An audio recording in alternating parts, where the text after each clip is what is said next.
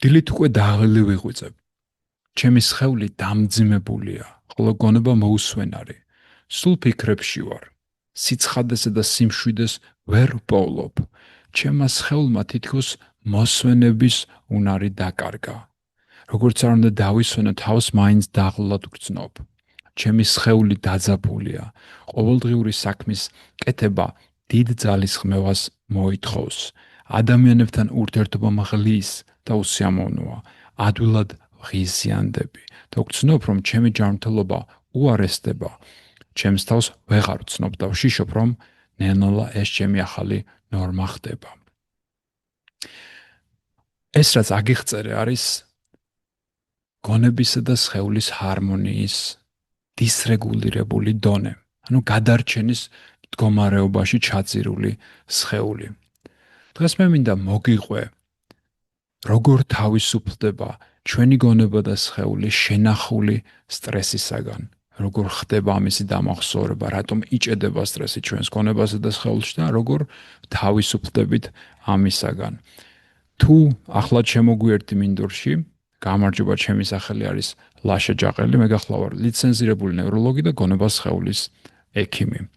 დარჩი ლექციის ბოლომდე მოგცემ კონკრეტულ პრაქტიკას იმისათვის, რომ დაიწყო შენი სხეულის და გონების ერთიანი გაჯანსაღება და გაგაცნობ ასევე თუ რა არის სხვადასხვა დონე გონებისა და სხეულის ჰარმონიის, როგორ გამოდის ჩვენი ორგანიზმი გადარჩენის მდგომარეობიდან, დისრეგულაციიდან, აღდგენის ფაზაში როგორ ვაბიჯებთ და საბოლოო ჯამში როგორ შევდივართ სინქრონულ, ანუ ჰარმონიულ მდგომარეობაში, ანუ ჩვენი გონებისა და სხეულის ოპტიმალურ ფაზაში. პირველი რაც მინდა იცოდე არის რა, ჩვენ ვართ ცოცხალი ორგანიზმები, ჩვენ გაგვაჩნია ფიზიოლოგია, ჩვენ გაგვაჩნია ნერვული სისტემა, ავტონომიური ნერვული სისტემა, რომელიც იყოფა სიმპათიკურ და პარასიმპათიკურ ნაწილისაგან, როდესაც გადარჩენის მდგომარეობაში ვიმყოფებით, ქრონიკულად ხანგრძლივად არის ჩართული სიმპათიკური ნერვული სისტემა, რომელიც ნეიროჰორმონულად ამყოფებს ჩვენს ორგანიზმს დაძაბულ მდგომარეობაში. ნეიროჰორმონულში გულისხმობა რა? ამ დროს კორტიზოლია მომატებული, ადრენალინია მომატებული და ამ ჰორმონულ სუფში ჭუბჭუბებთ, ხო? ეს არის ანთების გამშვები, მინერალებისაგან იფიტება ამ დროს ჩვენი ორგანიზმი, ხო? უჯრედები ენერგიას კარგავენ, აღდგენით პროცესი ნელდება, ხო და ჰომეოსტაზიდან ვართ ამოვარდნილი. ეს თუ ხანგრძლივად გაგრძელდა, ასე თუ წლები ვცხოვრობდით, ხო, ეს სტრესი შემდეგ ინახება ჩვენს ორგანიზმში და ჩვენს გონებაში. როდესაც სტრესია ჩვენი ტვინი ჩაძირული, ეს ჩვენი ტვინი სხვადასხვა სტრუქტურაზე აისახება. ჩვენ აი შუბლის უკან გაგვაჩნია პრეფრონტალური წილი, რომელიც ნეირონული კავშირებისაგან ღარიბდება, სინაფსურად ღარიბდება. ეს არის მიზეზი, რატოც მოტივაცია გვაკლდება, დამახსოვრება გვიჭირს, კონცენტრაცია გვიღარიბდება, ფოკუსი, კონცენტრაცია, შემართება გვიღარიბდება. ასევე ჩვენს ტვინს აქვს უფრო ქვედა სართული ლიმბური სისტემა, რომელიც სულ აქტიურია, როდესაც სტრესში ვცხოვრობთ, ამ ქრონიკულ სტრესში, როდესაც ვცხოვრობთ. ეს არის მიზეზი, რატოც შეიძლება ვთქვათ, ტრამული გახდეს ჩვენი გამოცდილება, სხვადასხვა ემოცია გაგვეჭედოს, როდესაც ეს არის აქტიური, იმიტომ რომ ამ დროს ემოციების პროცესირება, ემოციების მეტაბოლიზმი ძალიან ღარიბია და ეს ყველაფერი იჭედება. ეს გადაუმუშავებელი ემოციები იჭედება. სხეულში როცა გაიჭედება ეს გამოცდილების დონეზე არის მტკივნეული, ანუ სხეულში ემოციურ ტკივილს განვიცდით. გონებაში თუ გაიჭედა, ეს შეიძლება იყოს თქვათ მიზეზი, რატოც გაგვაჩნია სხვადასხვა მოსაზღვრული რწმენა, დაბალი თვითშეფასება, რაც აფერხებს ჩვენს სრულფასოვან ცხოვრებას, აისახება ჩვენი ცხოვრების ხარისხზე, ჩვენს ურთიერთობებზე, ჩვენი პოტენციალის გამოყენებას გვიზღუდავს, როგორი ოცნებები გვაქვს, როგორი აზრები გვაქვს და ასე შემდეგ ყველა დონეზე აისახება ეს, იმიტომ რომ ჩვენ არტო ფიზიკური არსებები არა ვართ. ჩვენს ცხოვრებას, ჩვენს არსებობას ასევე გააჩნია სუბიექტური, ანუ ცნობიერი განზომილება. ამიტომ ჩვენი პრობლემა ჯანმრთელობისკენ მიმავალ გზაზე ეს არის როგორც სუბიექტური, ისე ობიექტური, ხო? ჩვენ მარტო ჰორმონებზე და ბიოქიმიაზე ვერ ვისაუბრებთ. ჩვენ ასევე გაგვაჩნია ცნობიერი განზომილება, ამიტომ ძალიან მნიშვნელოვანია რომ ვისაუბროთ თუ რა ხდება ამ დროს გონებაში. რაც მე მოგიყევრითიც დავიწყე დღევანდელი ლექცია, ხო? ეს არის პირველი დონე. არსებითად ამ დროს რა ხდება? ჩვენი გონება და ჩვენი სხეული უფუნქციო ხდება, ფუნქციას კარგავს. ანუ ჩვენ მხოლოდ ვარსებობთ. პირველ დონეზე რაც არსებითად ხდება არის ის, რომ გადარჩენის მდგომარეობაშია, გადარჩენის ფიზიოლოგიაშია ჩვენი სხეული ჩაძირული. ამაზე როგორც მინდა იფიქრო არის რა, რომ ბუნებაში ხარ თქვათ და დათვი მოგდევს. დათვი როდესაც მოგდევს, შენ აბსტრაქტული აზროვნება რაში გჭირდება? კინოთეატრი, შინაგანი კინოთეატრი რაში გჭირდება, სადაც ემოციები და წარმოსახვაა, ხო? ეს არ გჭირდება. ამიტომ, როდესაც გადარჩენის ფიზიოლოგიაშია ორგანიზმი, იმ დროს ყველა ის პროცესი, რომელიც უშუალოდ გადარჩენაში არ ეხმარება, რაც რეალურად არის გაიქეცი, იბრძოლე ან გაშეშტი, ხო? ამ ყველაფერს თიშავს, ხო? გაშეშებაც ერთ-ერთი მექანიზმია, სხვადასხვა თქვათ, ღრმა ტრავმის ჩამოყალიბების ერთ-ერთ მექანიზმად, როდესაც ამას სწავლობენ უფრო ღრმად ნეირომეცნიერებაში. ამას ასახელებენ ხოლმე, იმიტომ რომ თქვათ, როდესაც გადაწყვეტილებას იღებს ორგანიზმი, თქვათ, ბრძოლობს ან გარბის, ეს უკვე მოძრაობა, ეს უკვე პროცესირება. როდესაც შეშდება, ეს გაშეშება შეიძლება იყოს მიზეზი, რატოც თქვათ, ხდება ამისი ღრმად შენახვა. საერთოდ სხვა ორგანიზმები ისე არიან მოწყობილები, რომ როდესაც დიდ სტრესს განიცდიან, ამ სტრესს მალევე უშვებენ. აქვთ სხვადასხვა მექანიზმი, იმისთვის რომ ეს სტრესი ორგანიზმიდან გამოუშვან. არსებობს ნეიროგენული ტრემორი, შეიძლება ორგანიზმმა დაიწყოს თოლვა მისმა ნერვკუნფასციის აპარატმა დაიწყოს შეკუმშვა იმისათვის, რომ ეს ნერვული დისჩარჯი, ანუ ეს ნერვული მუხტი გამოიტანოს ორგანიზმიდან და ეს არ შეინახოს. ამ შემთხვევაში ტრაუმულად სტრესი არ შეინახება.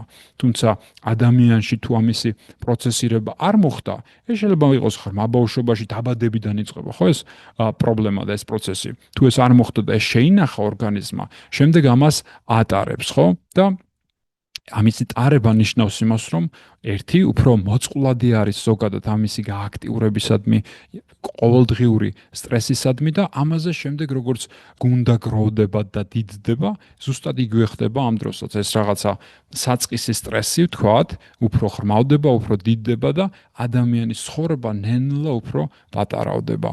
და ეს პროცესი ათქმევინებს ადამიანს ძალიან ბევრ რამეზე უარს, რაც მისი ცხოვრების აზრი შეიძლება ყოფილიყო. როდესაც სტრესი არის შენახული, ადამიანი სხეულის დონეზე რას განიცდის, ეს შეიძლება იყოს თქვათ განუწყვეტელი დაძაბულობის განცდა სხეულში, განსაკუთრებით გულმკერდისა და მუცლის მიდამოში. თითქოს კვანძი აქვს ადამიანს მუცლის მიდამოში, შეიძლება ეს იყოს ქამრის შემოჭერის განცდა, გონება, რომელიც არ გემორჩილება, ხომ? ბრბოლავი აზრები, თითქოს აღარ არის რული, საიდანაც მართავს შენს თავს, თითქოს ეს ყველაფერი, ეს პროცესები, ეს სტრესი აქეთ გმართავს შენ, ხო?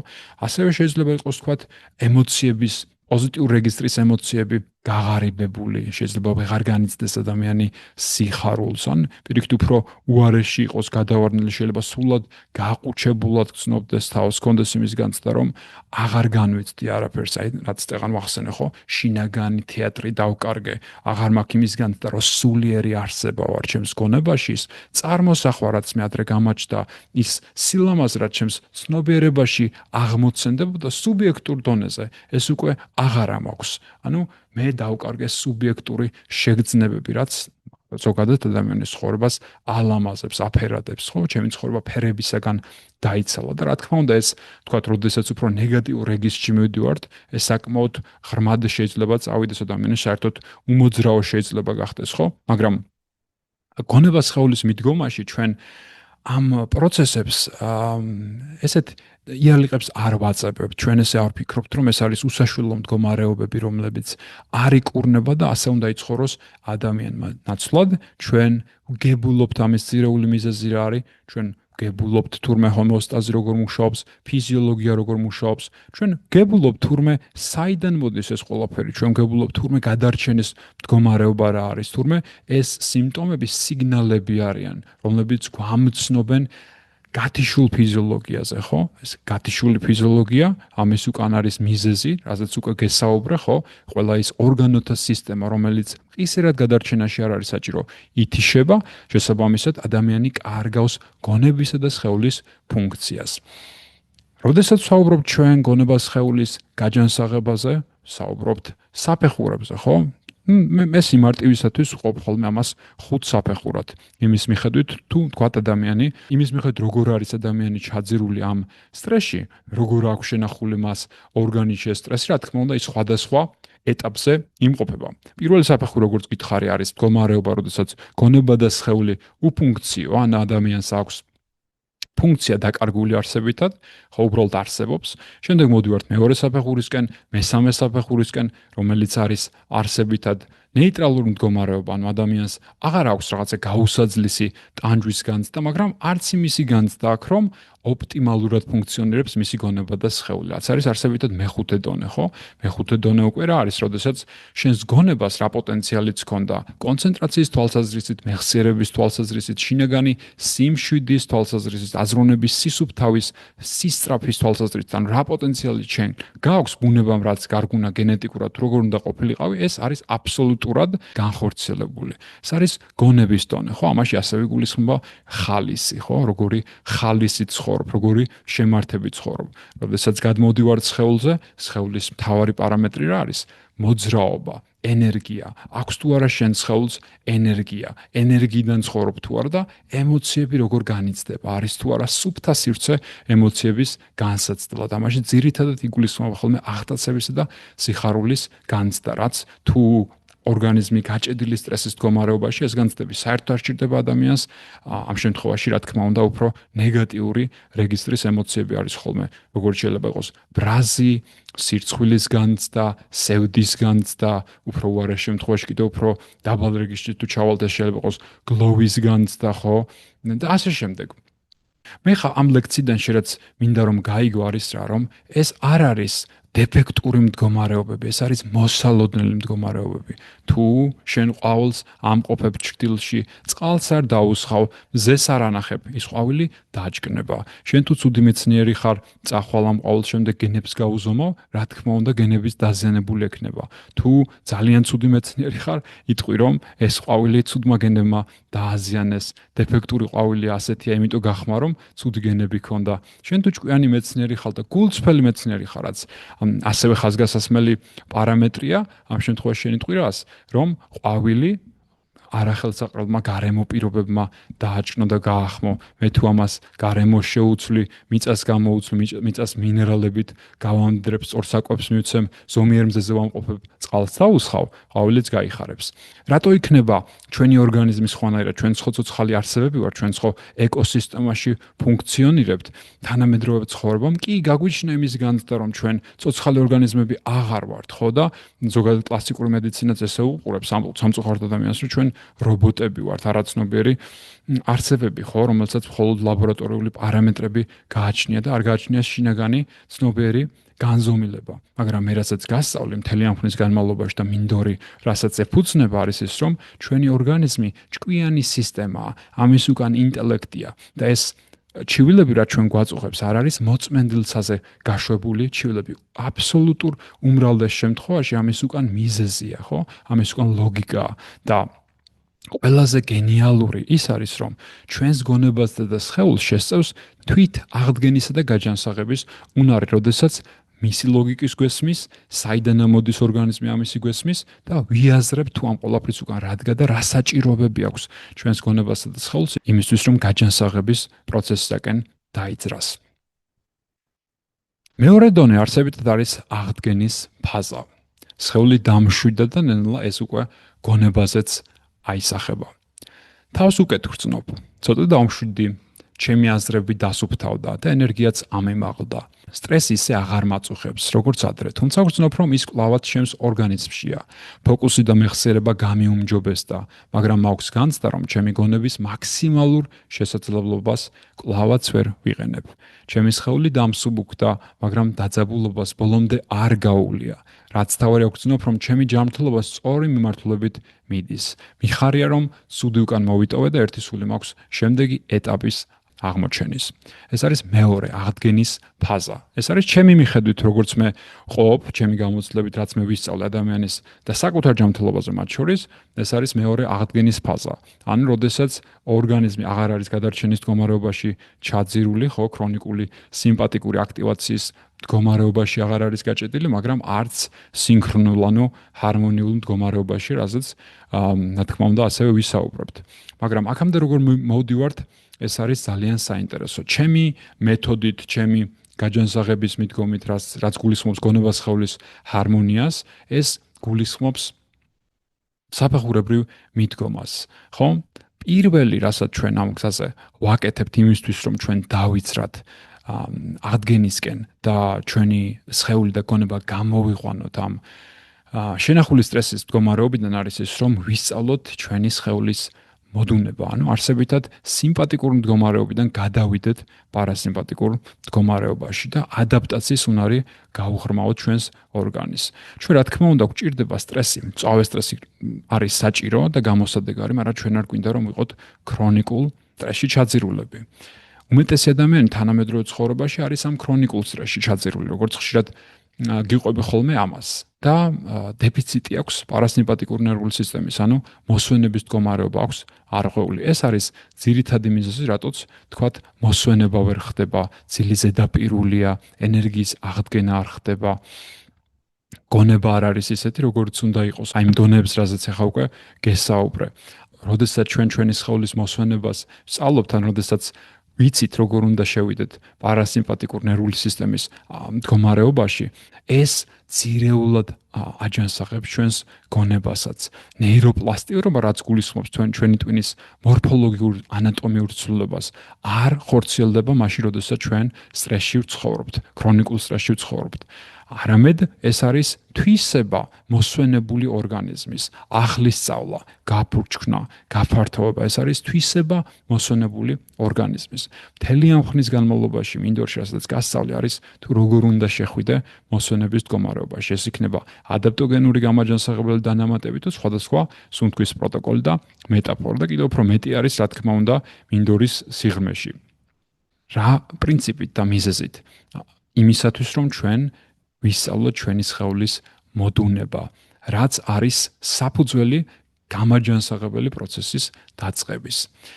ეხლა მინდა უშუალოდ გესაუბრო ამ ტექნიკაზე. შემდეგ ასევე მოგიყვები საკვებ დანამატებზე და სხვადასხვა ჭკვიან მოწყობილობაზე, თუ როგორ იზომება შედეგი ამ გზაზე, როგორ ვზომავთ შედეგს, როგორ ვიგებთ ჩვენ გაჯანსაღების პროცესსაკენ მივდივართ თუ პირიქით გაყინულები ვართ ერთ დონეზე, ან კიდევ თქვათ, თუ რა თქმა უნდა პირველ დონეზე ვართ, ამას ჩვენი გამოცდილება ნათლად ცხადყოფს.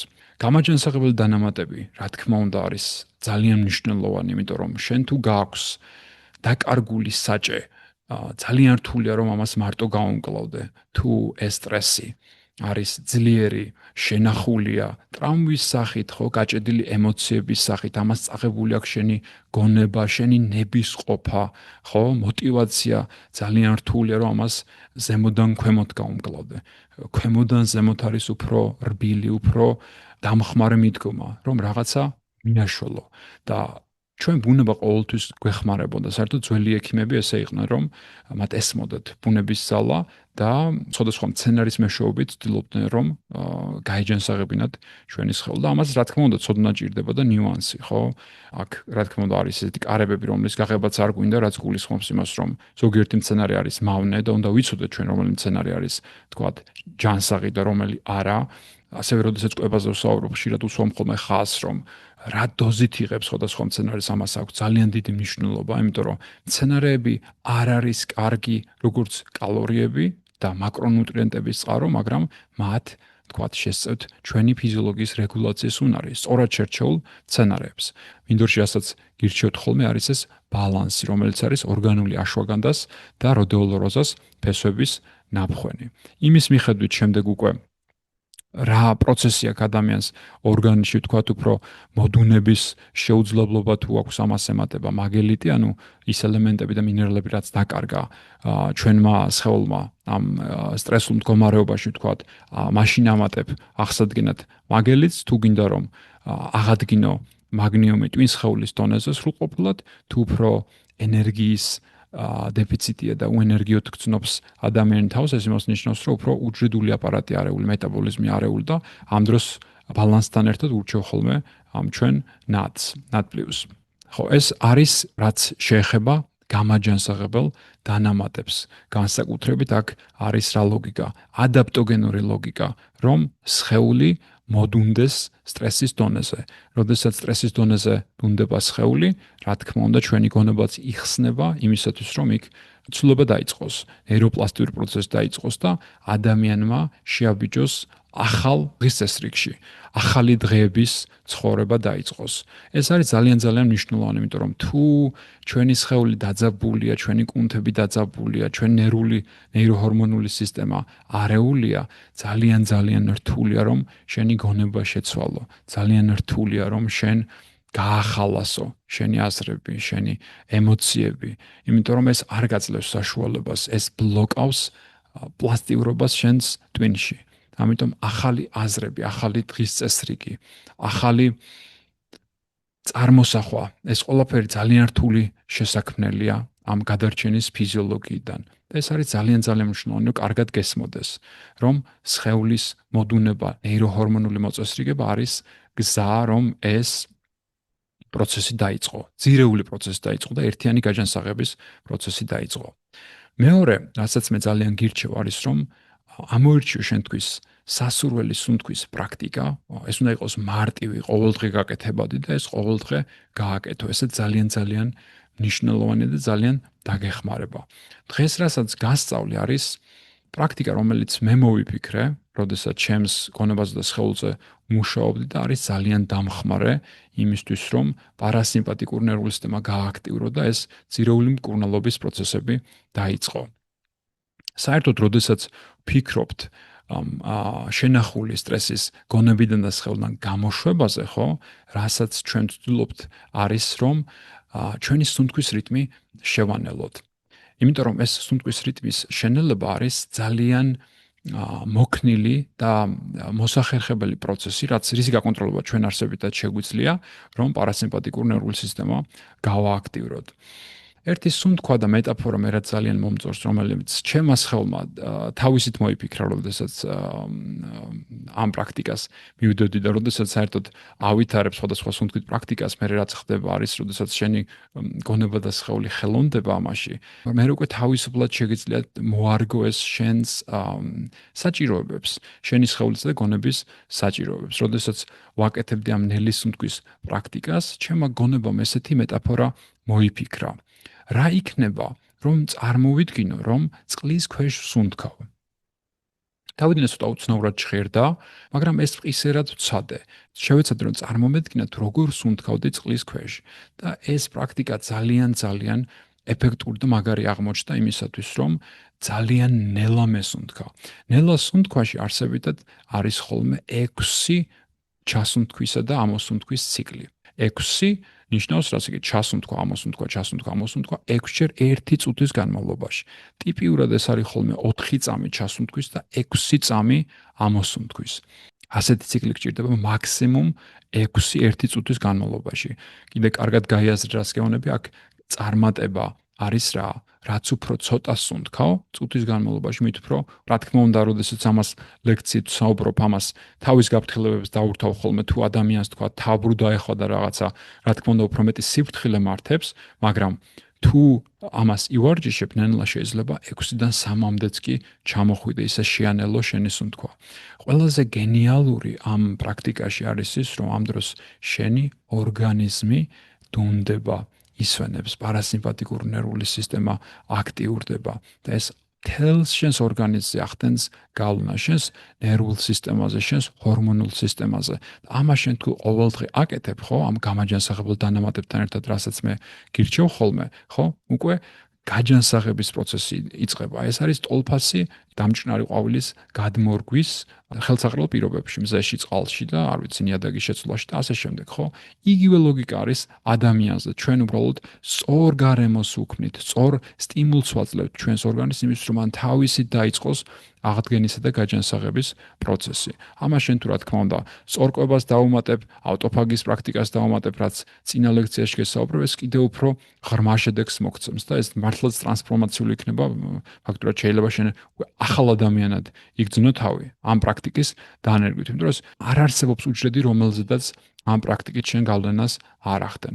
ეხლა შეხედე ეს თქო ნელის უნკის პრაქტიკა, რასაც მე ახლა გეუბნები, ხო, ეს მინდა რომ დანერგო.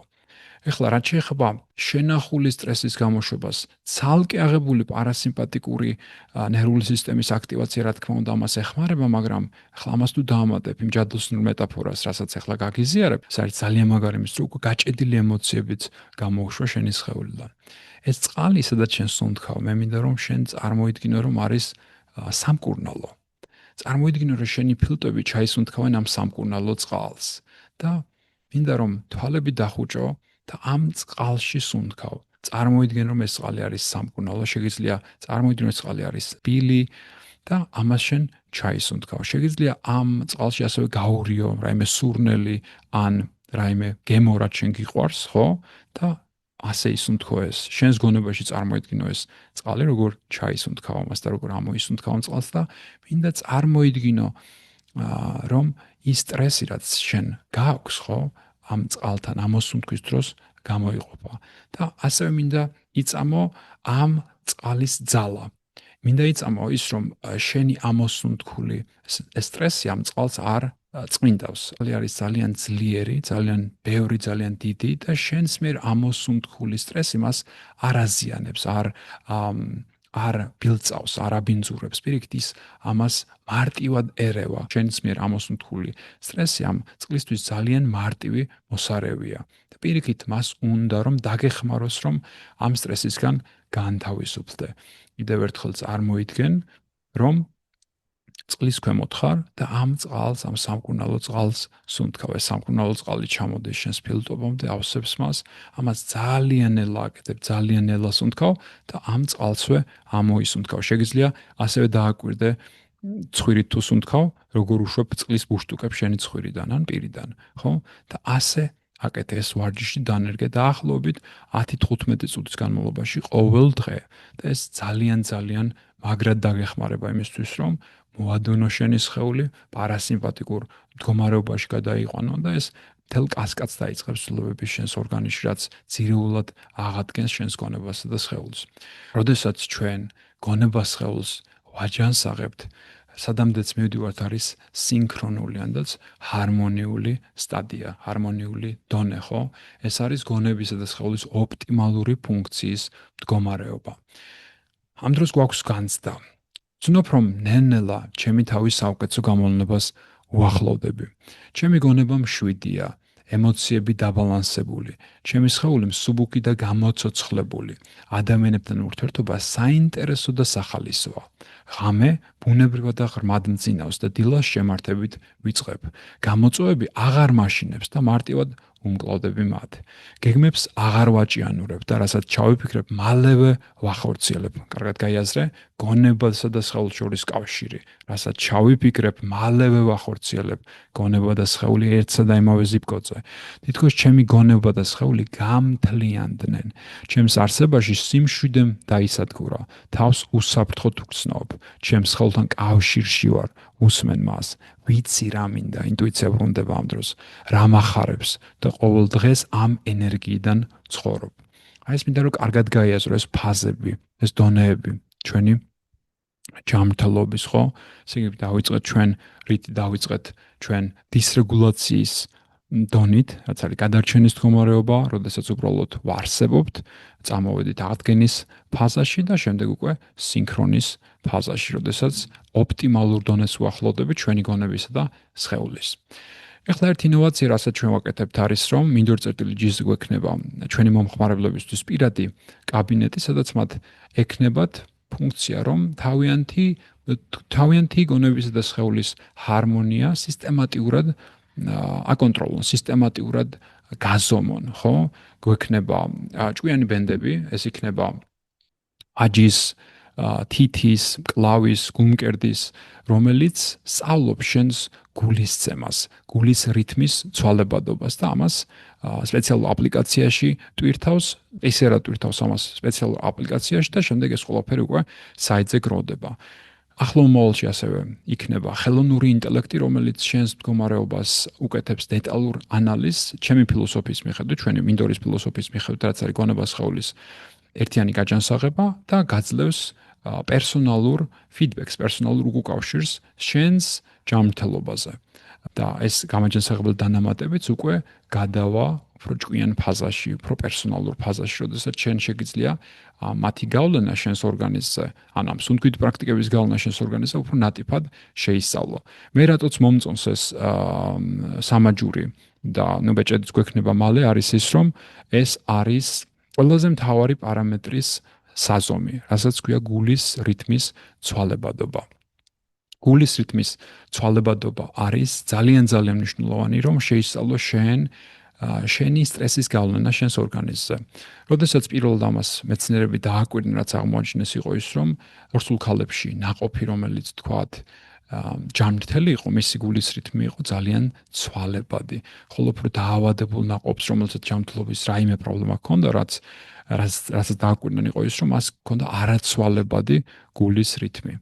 ერთი შეხედვით ისე ჩანს, რომ თითქოს არაცვალებადი სტაბილური გულის რითმი არის უფრო ჯანმრთელი და არასტაბილური, ანუ ცვალებადი გულის რითმი პირიქით არის უფრო ცუდი, მაგრამ რაც აღმოაჩინეს მეცნიერებმა იყო ის, რომ თუ ნერვული სისტემა წყობში მუშაობს, წყობში ინერვირებს გულს, ხო? ამ შემთხვევაში ყველაფერი რაც ხდება ორგანიზმში, ყისერად აისახება გულზეც. ანუ ეს არის სისხლის ქიმიის ცვლილება, ჰორმონული სისტემის ცვლილება, გადაადგილება, ტემპერატურის ცვლილება, ემოციების ცვლილება, ეს ყველაფერი ყისერად აისახება გულის რიტმზე. ხოლო თუ ორგანიზმი არის სტრესში, მას რაიმე დაავადება აქვს, გულს კავშირი აქვს გაწყვეტილი დარჩენილ ორგანიზმთან და ის თავის შინაგანი რითმით თავისას უბერავს, თავისას წემს, ისე თითქოს ის ორგანიზმში არც არსებობდეს, ხო? ეს არის ძალიან მაგარი საზომი ჩვენი ჯანმრთელობის. როდესაც ჩვენი გულის რითმი არის ცვალებადი, ეს ნიშნავს იმას, რომ ჩვენი გული მყისერად რეაგირებს სხვადასხვა ცვლილებებს და ამ ცვალებადობას რა თქმა უნდა გააჩნია თავისი ნორმალური დიაპაზონი, ხო? არსებობს სხვადასხვა პათოლოგიური მდგომარეობა, როდესაც ეს აცდენილია ამას, მაგრამ თუ გული არის, თქვათ, არაცვალებადი, ეს უფრო ცუდზე მეტყველებს და უფრო დასტრესილ ორგანიზმზე, ანუ სიმპათიკური სისტემა დომინირებს და არ აძლევს პარასიმპათიკურ ნერვულ სისტემას იმისათვის, რომ გული იყოს სარკე დარჩენილი ორგანიზმის, ხოლო როდესაც ჩვენი გული არის ცვალებადად მფეთქავი, ამ შემთხვევაში ეს გულისხმობს იმას, რომ ის არ არის სტრესში ჩაძირული და ნაცვლად არის სარკე დარჩენილი ორგანიზმის. ეს ჭკვიანი ხელსაწყოები და დივაისები რატოც მომწონს არის, რომ არის ძალიან მარტივი გზა სინათლის მეშვეობით იგებს კაპილარის ფეთქვას და ძალიან მარტივად აღწერს თუ რა ხდება ჩვენს ორგანიზმში. სხვადასხვა საათებსაც აქვს ეს მექანიზმი, თუმცა ეს ხელსაწყოები, რომელიც სპეციალიზირებულია ამ გულის რიტმის ცვალებადობის გაზომვაში, უფრო ნატიფი და უფრო კარგი არის და ძალიან მარტივი მექანიზმია. და მინდორში ამას საკმაოდ მალე შემოგთავაზებ და უკვე თქვენს გექნებათ შესაძლებლობა, რომ ეს გაიგოთ და გაჯანსაღების ეტაპები, რაზეც ჩვენ საუბრობთ, თქვათ, ხრმაძილი, სტრესის შემცირება, გაჭედილი სტრესის გამოშვება ამ ყველაფრის გაზომვა უკვე ინდივიდუალურად შეგეძლებათ. ასევე ამაში გულისხმობა სხვადასხვა სუნთქვით პრაქტიკის გავლენა ჩვენს ორგანიზმზე და გამაჯანსაღებელი დანამატების გავლენა ჩვენს გონებასა და სხეულზე. იმედი მაქვს, რომ მოგეწონათ დღევანდელი ლექცია. დიდი მადლობა ყურადღებისთვის და დროებით.